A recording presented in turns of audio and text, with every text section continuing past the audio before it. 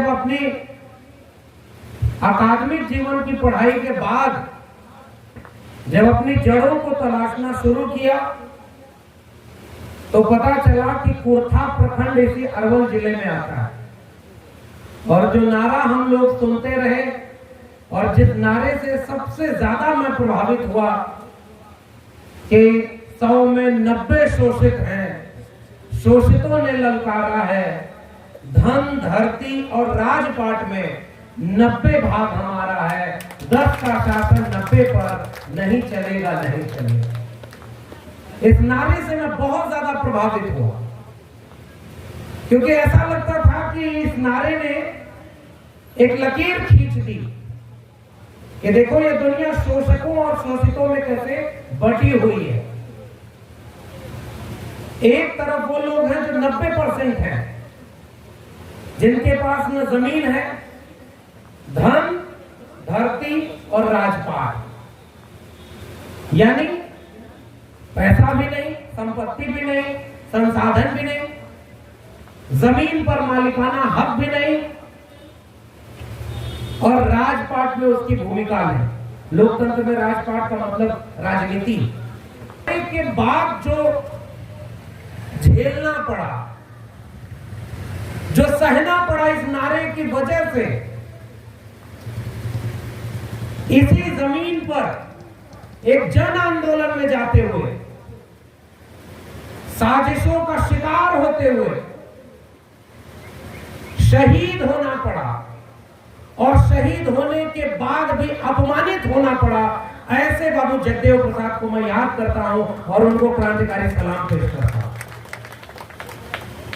और फिर से यह बात दोहराता हूं कि जैसे मैंने कहा कि तथागत बुद्ध किसी जिले, किसी राज्य के नहीं है, वैसे ही बाबू जगदेव प्रसाद अपने विचारों, अपने नारों के साथ अरवल और जहानाबाद से बहुत दूर, जहां भी भारत में कहीं गैर बराबरी और असमानता के खिलाफ आंदोलन होगा, उसके नायक बनकर के उभरे हैं। ऐसे जगदेव बाबू को यहां से सलाम पेश कर। अरवल में पहली बार आया, सोन नदी के किनारे, जिस वजह से इस इलाके को इतिहास में हमने पढ़ा जाना, ये वो इलाका रहा जो जातिगत दमन और शोषण का सबसे ज्यादा शिकार हुआ।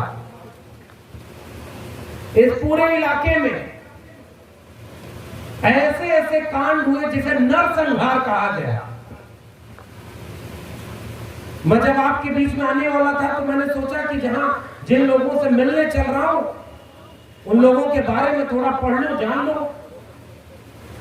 तो ऐसे ऐसे कांड, ऐसे ऐसे नरसंहार, मुझे लगा कि किसी शहर की पहचान वहां ऐसे घटित किसी नरसंहार से क्यों हो। मेरी नजर में उस शहर की पहचान ये होगी कि उन तमाम नरसंहारों में लड़ करके उठकर खड़ा होने वाला शहर अरवल होगा, जिसने अब उन नरसंहारों को बंद किया और एक बराबरी का समाज बनाने के लिए इस दिशा में आगे बढ़ा। मुझे कोई भ्रम नहीं है कि वहां से चल के आया हूं तो यहाँ कोई बड़ा बदलाव होगा, क्योंकि जहां से हम चल करके गए या जहां हम रोज लड़ रहे वहां भी कोई क्रांति नहीं हो रही। सोशल मीडिया आ गया तो थोड़ा बहुत परिचय बढ़ गया, हमारी बातें आप लोगों तक पहुंच गई, धीरे धीरे जा रही हैं कि भाई चलो कोई है जो 2020, 21, 22 में जब इस देश के नौजवानों को राम के नाम पर दंगाई बनाया जा रहा है, संविधान की हत्या खुलेआम की जा रही है, आरक्षण की धज्जियां उड़ाई जा रही हैं और डराया जा रहा है, गोली मारा जा रहा है, जेल में डाला जा रहा है अगर कोई उनसे सवाल कर ले। ऐसे बुरे वक्त में भी कुछ लोग निडर थे जो अरवल के इस ब्लॉक प्रखंड में खड़े होकर बिरसा, फुले, अंबेडकर और पेरियार की बात कर रहे थे, जगदेव बाबू राम स्वरूप वर्मा की बात कर रहे थे। अगर ये नरसंहार करने वाले सब हिंदू थे तो जाति कहां से बीच में आ गई। अगर जगदेव बाबू भी हिंदू थे तो उनकी हत्या करने वाले लोग कौन थे। अगर इस देश में हिंदुओं की कोई जाति नहीं है, सब हिंदू एक हैं, तो बताओ, रणवीर सेना और तमाम सेनाओं को बना करके तुमने किसके ऊपर जुल्म और ज्यादती की? इस देश में 90% अगर 50 उनका आंकड़ा मान लो तो 80% हिंदू है ना? तो 80% हिंदू में एक ब्राह्मण की जितनी जमीन है, जितनी नौकरी है, जितनी शिक्षा है, जितना उनका रोजगार है, जितना धन संपत्ति है, उतना ही एक दलित का भी होना चाहिए था कि नहीं? अगर सब हिंदू हैं तो दलित के पास भी उतनी जमीन क्यों नहीं है जितना भूमिहार के पास है, जितना ब्राह्मण के पास है, या जितना यादव के पास है? इसका मतलब ये कि ये झूठ बोला जा रहा है कि 80% हिंदुओं तुम एक हो और 20% मुसलमानों से तुम खतरे में हो। ऐसा मजाक कोई सुना है क्या आपने? इस देश में 80% जिनकी आबादी है उनको डराया जा रहा है कि अरे तुम खतरे में हो। और उससे भी बड़ी बात यह है कि जो 80% है वो मान ले रहे हैं कि हाँ भैया हम खतरे में हैं। सोचिए, प्रधानमंत्री हिंदू, राष्ट्रपति हिंदू, उपराष्ट्रपति हिंदू, लोकसभा अध्यक्ष हिंदू, सांसद सारे ज्यादा से ज्यादा सब जगह संख्या में हिंदू, विधायक हिंदू, मंत्री हिंदू, व्यापारी हिंदू, जज हिंदू, सब हिंदू हैं। तो ये हिंदू खतरे में कैसे और किससे खतरे में है, ये सवाल आपको पूछना बहुत जरूरी सवाल, क्योंकि इसी के नाम पर तो लोगों को भटकाया जा रहा। ये सबसे बड़ा सवाल है। अब दूसरा सवाल का जवाब दीजिए, अगर सारे हिंदू थे तो भगवानों की जाति किसने बनाई? दुनिया जानती है ना कि राम किस जाति में पैदा हुए थे? आप लोगों को पता है कि नहीं? नहीं पता। हमारे प्रदेश के मुख्यमंत्री ने भगवान राम की जाति बताई है, उनका जाके इंटरव्यू सुन लीजिएगा कि मैं उसी क्षत्रिय कौम में पैदा हुआ जिसमें भगवान भी पैदा होते हैं और मुझे गर्व है। अरे जब सब हिंदू थे तो क्षत्रिय कहां से बीच में आ गया जिसमें राम भी पैदा हो रहे थे तुम्हारा? इसका मतलब कि अंदर अंदर सब जातिवाद चलेगा और बाहर से सब हिंदू एक हो गए केवल मुसलमान के खिलाफ दंगा कराने के लिए। मीठा मीठा गप और तीता तीता थू। जिस दिन दलित पिछड़े कहे कि एक बात बताओ, अगर सारे हिंदू थे तो ये कर्म कांड के नाम पर जितने मंदिर बने, अभी बाद की बात छोड़िए, मैं बहुत कुछ इतिहास में नहीं जा रहा, तर्क विवेक खत्म होता जा रहा। ज्योतिबा फूले ने एक नाटक लिखा तृतीय रत्न, 2-4 किस्सा सुना के बाद खत्म कर दूंगा। तृतीय रत्न नाटक में ज्योतिबा फूले लिखते हैं, और ज्योतिबा फूले उसका नाम है जिसने अपने जमाने में ब्राह्मणों बलियों से आंख में आंख डाल करके कहा था कि तुम सब लुटेरे हो, कलन कसाई हो, हम लोग वंचित शोषित शूद्र अतिशूद्र हैं और तुमने हमारा सदियों से शोषण किया। वो नाम था ज्योतिबा फूले। हमारी आपकी तरह डरने वाले थोड़े थे ज्योतिबा फूले। ज्योतिबा फूले जब काम करने लगे पढ़ाई और लड़ाई का, तो उनके घर में उनकी भी हत्या करने के लिए भेजा था। ज्योतिबा फूले उस हत्यारे से पूछे कि भाई तुम हमारी हत्या क्यों करना चाहते हो? तो वो बोला आदमी कि हम आपकी हत्या कर लेंगे तो हमको इतना रुपया मिलेगा। तो ज्योतिबा फूले कहे, अच्छा इसका मतलब ये है कि तुम गरीब आदमी हो, चलो अब मैं तुम्हारे काम के बीच में नहीं आऊंगा, आओ तुम मेरी हत्या कर लो, नहीं तो तुम्हारे घर में चूल्हा कैसे जलेगा। वो आदमी हाथ जोड़ करके हथियार नीचे रख करके उनसे माफी मांगने लगा। उस आदमी का नाम था घुंडिबा, और वही घुंडिबा ज्योतिबा फूले का सबसे परम शिष्य बना, जिससे संवाद करते हुए गुलामगिरी ज्योतिबा फूले ने लिखी। और घुंडिबा किस जाति का था पता है? धोबी जाति का। ओबीसी और दलित को ही भेजा गया था हत्या कराने।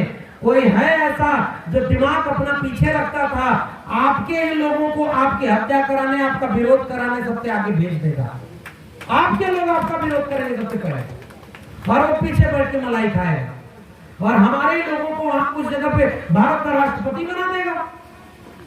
अरे भाई, भारत का राष्ट्रपति भी बनाने के बाद जब वो भी हिंदू था, तो इस विश्व की सबसे बड़ी पॉलिटिकल पार्टी के पार्टी अध्यक्ष को प्रेस कॉन्फ्रेंस करके उसकी जाति क्यों बतानी पड़ी कि हमने एक दलित को राष्ट्रपति बना दिया? भाई वो भी तो हिंदू था, तो उसको दलित क्यों बता रहे हो? क्योंकि तुमको दलितों को यह समझाना है कि हम लोग तुम्हें भी सामाजिक न्याय कराना।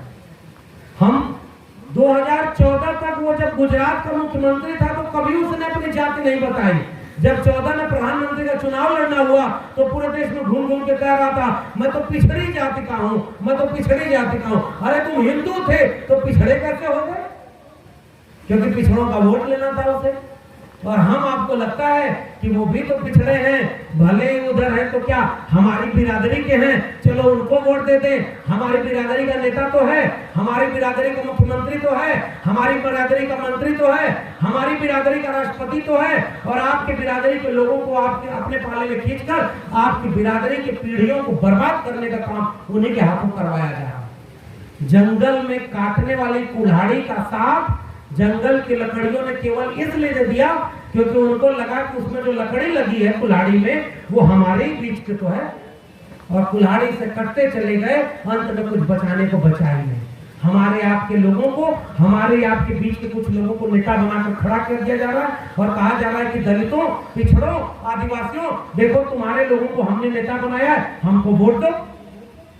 यही हो रहा है ना? तो ये सामाजिक न्याय है क्या? जो डॉक्टर अंबेडकर ने किसकी लड़ाई लड़ी? शिक्षा की। पेरियार ने किसकी लड़ाई लड़ी? स्वाभिमान, सम्मान और शिक्षा, तार्किकता की। फूले ने किसकी लड़ाई लड़ी? शिक्षा की। जगदेव बाबू किसकी लड़ाई लड़ते थे? धन, धरती, राजपाट, बराबरी, न्याय की। रामस्वरूप वर्मा उत्तर प्रदेश में थे, उनके साथ इन्होंने मिलकर के शोषित दल, समाज दल, दोनों को मिलाकर शोषित समाज दल बनाया। उन्होंने कहा ये इज्जत और रोटी, इसकी लड़ाई है। जगदेव बाबू का नारा था कि अगर कार्ल मार्क्स भारत में पैदा हुए होते तो भारत में वो वर्ग संघर्ष नहीं, जाति संघर्ष की बात करते कि इस देश में 90% लोगों को लूटा गया है और 10% लोगों ने लूटा है। हमारे लोगों की लड़ाई तो ये लड़ाई थी ना, और आज हमारे लोगों की लड़ाई को खत्म किया जा रहा है और आपको समझाया जा रहा है कि अरे दलितों देखो हमारी पार्टी में तुम्हारा भैया नेता है, तो जरा पूछिए उससे कि आपकी जाति का आदमी वहां आपकी जाति का रक्षा करने गया है कि आपकी जाति का सौदा कर रहा है? क्या यह सामाजिक न्याय आपको चाहिए? ये कड़वी बात है लेकिन कहनी पड़ेगी ना। जो शिक्षा बेच रहा है, जो रोजगार बर्बाद कर दिया, इसी कोविड काल में 2 साल में 12 करोड़ लोगों की नौकरी चली गई और उसका दोस्त अडानी 256 गुना मुनाफा बढ़ गया। एशिया का, दुनिया का 5वां और एशिया का सबसे अमीर व्यक्ति हो गया। यानी महामारी हमारे लिए आफत और मौत लेकर आई, उसके लिए आपदा में अवसर लेकर आई। हमारा देश ऐसे शोषितों और शोषकों के बीच बटा हुआ। ये सच्चाई हमारे आपके आंख के सामने। हम लूटे जा रहे हैं और वो हमें लूट रहे हैं, फिर भी हमें फर्क नहीं पड़ रहा। ये जन संवाद कार्यक्रम, इसकी गूंज जहां तक जाए, ये बात सोचने की है कि हमें आज के काम में 2 काम करना है। अपने घर के बेटे को दंगाई बनाने से रोक लीजिए, वरना आपका परिवार ये दंगाई बर्बाद कर देंगे और आपके हाथ में कुछ नहीं बचेगा। ये पहली अपील मेरी आपसे। तो पता लगाइए तलवार लेकर रामनवमी मनाने कितने लोग जाते हैं। अरे मैं एक सवाल पूछता हूं, आज से 20-30 साल पहले रामनवमी का जुलूस निकलता था क्या? हमारे यहाँ सिनेमा जब आया तो हमारे यहाँ एक नई देवी पैदा हो गई। पता है कौन सी देवी थी? किसी को पता है? बताइए कौन सी देवी पैदा हुई सिनेमा जब आया? संतोषी माँ।